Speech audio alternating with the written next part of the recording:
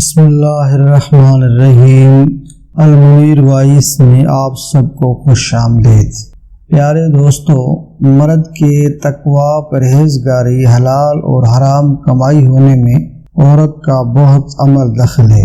اگر وہ نیک ہو تو اس بیوی کا اثر مرد اور اولاد دونوں کی زندگی پر ظاہر ہوتا ہے۔ جیسا کہ ایک بزرگ 5 وقت کی نماز، اشراق اور چاشت، تہجد باقاعدگی سے پڑھا کرتے تھے، ایک دن بیوی کو کہنے لگے کہ تم صرف 5 نمازیں پڑھتی ہو، کبھی تہجد بھی پڑھ لیا کرو۔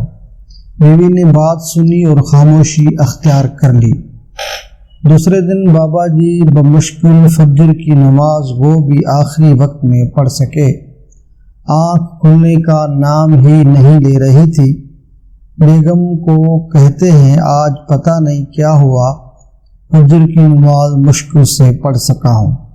بیگم مسکرا کر کہنے لگی، میرے سرتاج، پہلے میں باوضو کھانا بناتی تھی، جس کی برکت سے آپ کی تہجد میں آسانی سے آنکھ کھل جاتی تھی۔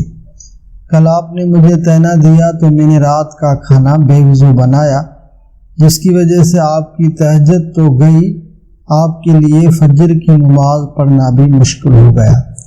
اور یہ تجربہ شدہ بات ہے کہ جو خواتین باوضو کھانا بناتی ہے اور پاکی کا خاص خیال رکھتی ہیں، اس گھر کے مردوں پہ تقوی اور پرہیزگاری کے اثرات نظر آتے ہیں۔ اگر بیوی حسین ہو تو صرف دنیاوی حور ہوگی، اگر متقی اور صاحب علم ہو تو آخرت میں سینکڑوں حوروں کے ملنے کا سبب بن جاتی ہے۔ خواجہ حبیب اعظمی رحمۃ اللہ علیہ کی بیوی ان کو رات کے آخری پہر اٹھاتی اور بلند آواز سے کہتی، اے بندے خدا، اٹھ اور دیکھ، رات گزر گئی، تیرا راستہ طویل اور تیرے پاس زیادہ راہ قلیل ہے۔